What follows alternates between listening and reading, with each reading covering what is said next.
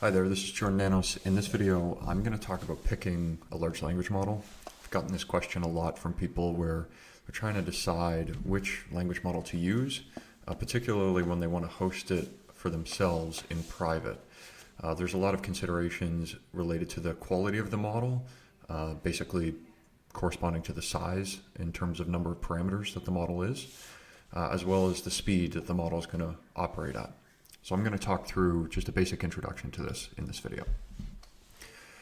From my perspective, there's a few different classes of language models. LLMs, standing for large language models, is now a bit of a misnomer because we have a lot of models that run on consumer devices like cell phones and laptops. I'm describing them in this table here as extra small. And then we've got these models at the very bottom where the frontier models, being developed by Meta and NVIDIA and, XAI and, of course, the proprietary ones as well from, OpenAI and Anthropic and Google. They all really don't fit on industry standard servers. They fit only on servers that have 8 full GPUs. And even in that case, you need to quantize the model in order to make it fit. So large language model has kind of become extra large all the way to extra small, or just small in terms of which models are in use today. I wanted to categorize them in some simple ways. So if you look at the top, extra small and small models basically fit on standard double wide GPUs like the L40S that has 48 gigs. Small and extra small models would likely also fit on a 24 gig L4 or a 16 gig T4 GPU. They just may run a little bit slower. But the point is that these models that come in the 2 billion to 3 billion parameter range, and I'm calling extra small, all the way up to those that come in the 7, 8, 9 billion parameter range, they're going to fit, they're going to run on a standard server with a single GPU. Really don't need to think about anything else. As we move down the list into medium, we start to see that these models change in terms of what they're used for. You'll see this is Llama 3.211b Vision or CodeStroll 22b. Basically, these models will not fit on a single GPU anymore unless you use special approaches for quantization, or maybe they will fit, but you're limited in terms of the context window size that you can use. And specifically, medium models, they really start to see that they're specialized for certain applications. Like I said, with Vision and with CodeStroll, these are models that are specialized for multimodal vision tasks or coding tasks. As we move down to large, this is where I would say the original LLM was in terms of size. Today, mixture of experts models as well as distilled models that are trained at larger parameter size and then really shrunk down are very high quality. The models that on screen that I'm showing, Llama 3.170b, 90b Vision, as well as the Qwen 2 72b Instruct. These models outperform the original GPT-3, 3.5, and on certain tasks they outperform GPT-4. And the nice thing about these is that they do fit, the medium and large models do fit on industry standard servers when you've got 2 or 4 of those double wide GPUs. And in this case, I'm highlighting the DL384, which is a system that has Grace Hopper super chips, the GH200, 2 of them in a single system. And the basic way of just seeing this is that, the parameter count, right? 70B, 90B, it's going to fit into a system with 288 gigs of GPU memory. It's not really going to fit in a system with 48 gigs only unless you're doing special work with quantization. Finally, the extra large class of models, this is really where the frontier models are being trained and released today, whether we look at coding specific ones like DeepSeek, which is over 200 billion parameters, or we look at Llama 3.1, which is the largest open model today at 405 billion parameters. Or we think about future releases of, the GPT series from OpenAI, Claude, Grok, Nemotron, all models that are world class in some way. These models will fit on, for example, the 2GH200 system I was referring to earlier, but you will need to do quantization, and they'll run quite slow. And you're talking between 5 and 10 tokens per second on output. The thing about this is that, of course, because the models are trained on,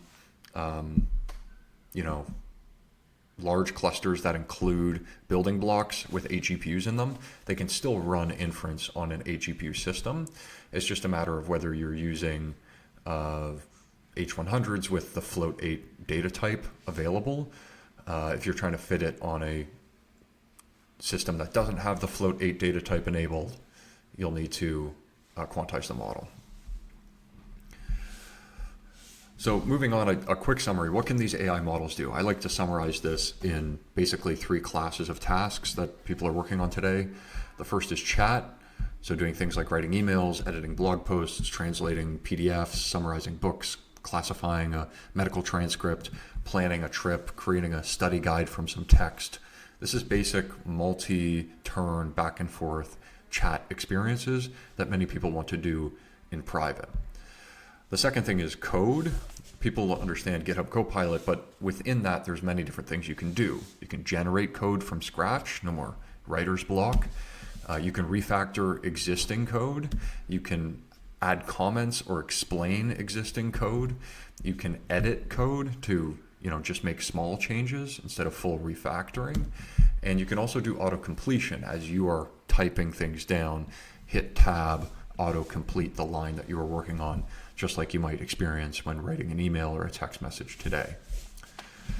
Finally, the third bucket I'm going to define is just other. Of course, this is a massive one, but it seems to be the 20%, right? Most people are working on chat or code, working on things like retrieval augmented generation or agents and advanced tool use and prompting techniques. So what else is there? Of course, we can start to use multimodal models to analyze images. We can start to transcribe audio, speech to text, for example.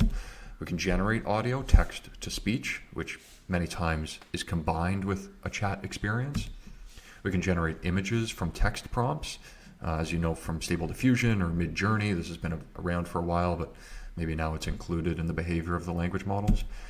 And then getting away from this and into specialized models and research areas, it's generating videos and the incredible moneymaker recommender systems, which not really a transformer model or a language model at all, but definitely still using lots of GPUs or accelerators in the world today.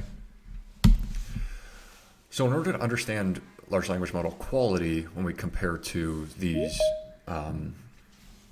tasks that you might be using the model for, it's kind of hard. It's hard to understand the objective quality of the LLM at the downstream task that you as the user care about. Open source benchmarks do exist, and so I just want to summarize how Meta broke out the categories in their announcement blogs for Llama 3.1 and 3.2, from general to code, math, reasoning, tool use, long context, and multilingual. In the slides here, you can see I've linked to a little bit more information on all of these individual benchmarks. You can basically see whether we're talking about general reasoning, MMLU being the most popular, or something like math with grade school math questions, as well as tool use like the Berkeley function calling leaderboard. These are benchmarks that are meant to be representative of something that's useful for you as the user, but solving grade school math questions is generally not what people are interested in using these language models for. They're trying to do something different. And so the question to ask is really, before selecting a model based on an open source benchmark, what is the actual task that you are interested in the LLM performing, or what are the tasks that you are interested in it performing? And my personal opinion is that you should always start with the chatbot arena instead of these open source benchmarks that people can really tune their models to perform. You want to get more of a vibe test from yourself and other users, and the chatbot arena is a great place to start. You can see models rise and fall over time as users test them out with more questions. But certainly you want to be writing your own custom evaluations, starting with unit tests, moving into either human measurements or LLM as a judge, like model evaluations of your models performing a given task. And then finally, sophisticated users are really A/B testing models in production, that you can get feedback from users in real time about which responses they prefer and start to fine tune or improve the use of the models over time. Another really key factor here is just about speed. I have a little bit of a diatribe here on what slow means. There's basically two key metrics that impact a user experience when using chatbots. The first is latency, and the second is throughput. Latency is generally the time to the first token in response, and it's constrained by how fast the model can process the input. In other words, the prompt that's being sent to the model.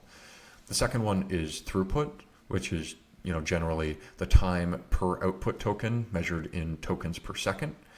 And this is the one that I think most people refer to when they talk about speed. The model was fast and the text moved down the screen fast. The model was slow and I saw it piecing the response together word by word. When you consider a minimum token per second measurement for the performance of the language model that you're looking to see, most people will jump to a comparison that includes reading speed. And the reasoning is like, okay, proficient readers read about 300 words per minute. If my model is faster than that, if it can output 300 words per minute or 450 tokens per minute, which is really 7.5 tokens per second, then my model will feel fast to people. I would say that this is kind of true, but it misses a lot of the actual applications where language models are being used today. 5 tokens per second to me feels slow. 10 tokens per second feels pretty good. It's moving faster than I can read. And 20 plus tokens per second feels fast. Just my personal opinion based on how fast I read and I kind of move around on screen when I'm using a chatbot. But the thing is that not everything is a chatbot. So for example, when I'm like editing a blog post or I'm generating an image, I'm just sitting around there waiting for the LLM to finish generating the rewrite of the post or the image before I copy it away and paste it. Of course, this is particularly important when editing code, when I'm generating commands, an explanation, adding comments, refactoring something. I'm immediately like inserting the change and moving on. So 20 plus tokens per second is a great user experience when, all of the code gets written through the screen and I'm not going to read everything line by line. In addition, a lot of online or interactive LLM-powered applications are actually now powered by multiple prompt and response turns before the user has anything displayed. The simple one is RAG. You're prompting an embedding model and you're prompting a chat model before you're actually displaying something to the user. You need to query a database potentially when you're doing something like text to SQL and possibly do a synthesis prompt at the end if you want to synthesize the response that came from the database. You could also be using tools, building agentic workflows, having the model perform reflection or chain of thought prompting where there's many turns, effectively infinite turns when we think about how these things may be used in the future. And finally, anything that involves audio, I would say has a minimum speed requirement because you can flip away from the screen when a model is generating something in text, but if something's speaking back to you or trying to transcribe audio, people want it to happen in real time and they want it to feel human or natural. The final point is that there's many offline or batch use cases that exist. So you can summarize, classify, translate, transcribe thousands of files at a time. Click go, come back tomorrow, it's done. The speed at which the task is performed really depends on throughput. And this may be an opportunity to just make something go really fast because you want it to be done faster and cheaper, or to try and fit an LLM workflow on a really small, really cheap GPU that goes much slower than a human might read, but it's still useful because all you're doing is summarizing things overnight. So overall, in just about every case, faster is better. 20 plus tokens per second is effectively the norm today. I want to describe this visually a little bit with some examples. So on screen here on the left, I've got a 405 billion parameter version of Llama 3.1 printing out some text at around 5 tokens per second, which you can see kind of feels slow. Like I can read as fast as that text is being printed out on screen. The second one in the middle, we can start now. This is faster. This is around 20 tokens per second. I would say this feels quite fast. It feels like it's faster than I can read, and I'm happy with the performance. And then over on the right side, this thing is ripping fast. This is the 8 billion parameter version of Llama 3.1, and I think it's so fast that I don't even know what it printed out there. And it's kind of obvious that this would be a nice experience if I'm trying to go back and forth when I'm using different models here. So again, 405B, 70B, 8B, you can see 5 tokens, 20 tokens, and around 50 tokens per second. It's a very different user experience when something's fast versus not. But this comparison was throughput. I also said there was a interest in latency. So let's look at the first one here, where I have about a 5-second delay. I'm translating and summarizing a piece of text that's 25,000 words long. And you kind of see about 5 seconds of processing there as it went through the motion of taking in such a long input and then starting to print out a response. Meanwhile, 1 second delay on the middle, if I paste in that same 25,000 words in a foreign language, and I ask, what is this text about? 1 second, and then you get a pretty nice output with the 70B model. And then finally over here, an immediate response with effectively the 8 billion parameter version of the model, being ripping fast. So just a sense of what I mean when I compare throughput to latency, and hopefully, just to summarize here, when I was on the previous slide describing, throughput versus latency, it really depends on the application that you care about, right? Latency is going to be important if you have very long input context, very big prompts that are coming in. Throughput is really for things that are more interactive or focused on text. So in summary, thanks for taking the time to learn a little bit today about picking an LLM, and hopefully this helps sort of summarize the state at which people are deciding especially when they're trying to host private large language models in their data center. Thanks.